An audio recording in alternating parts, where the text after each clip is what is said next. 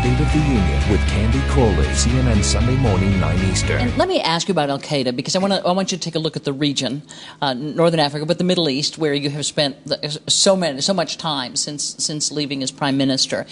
Do you see signs in any of this unrest that is now kind of gripping that region of the world that Al-Qaeda does, as one of our senators wondered out loud, is taking advantage of the fog of war to begin to move into places like Libya or, Bahrain or places like that? The honest answer is this is a situation of huge uncertainty, unpredictability, and what we've got to do is to try and plan insofar as possible, as far as you can from the outside, for an evolution of change in this region, recognizing that the danger with revolutions in Egypt, there was no option for people. They rose up, they've changed the government.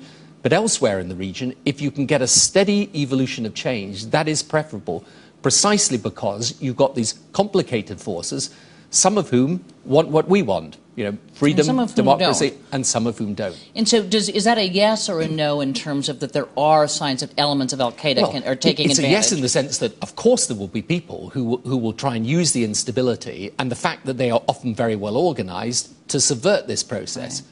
On the other hand, those modernizing and democratic forces are strong and they are determined.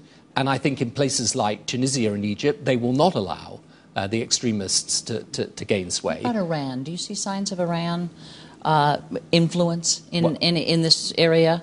I think, again, with Iran, there is no doubt that Iran will try and use this instability for its own ends. However, there is also pressure for change there. And, I personally continue to think that one of the single things that would make me more optimistic about the change in the region, which is an extraordinary revolutionary change, is if there was change in Tehran as well. You've been working pretty hard in Israel and in that region to try to further the peace process. I know you as an optimist, and so I bet you're going to see lots of opportunities for peace at this point for Israel, but that is not a uniformly held view. No, it's not. At this point. Do you think what's happening has made this peace process even more difficult from Israel's perspective? Well, I think what it's done is it's injected uncertainty and unpredictability in the place of what was more certain and predictable. So if you're Israel, you were dealing with the Mubarak regime in Egypt. You may agree or disagree, but it was predictable for Israel. Now they're dealing with an unpredictable situation. On the other hand, Israel's a democracy. And I think that long term, they see that this can be positive and beneficial. The key thing in the peace process right now is to inject back a sense of direction.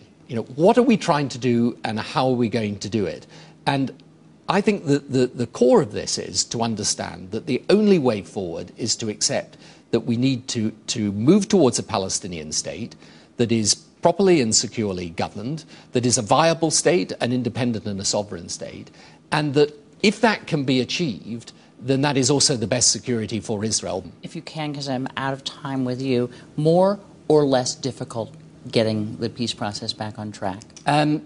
More difficult because there's a fantastic amount of change in the region. Every bit, if not more urgent, to make sure that we do get progress. Former British Prime Minister Tony Blair.